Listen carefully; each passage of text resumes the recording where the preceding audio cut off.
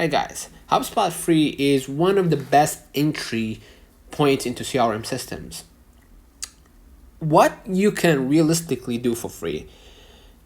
Free HubSpot allows contact management, basic email tracking, simple pipelines, limited automation, enough for early stage businesses. Step 2, use it as a foundation, not a final system. Best approach, start free, validate your workflow, upgrade only when bottlenecks appear. Avoid upgrading just for features you won't use. Combine with AI smartly. Use AI for email drafts, follow-ups, lead summaries, but keep decisions human. Key tip, HubSpot Free is best when you grow into it, not depend on it forever. Let me know in the comments if this video helped you.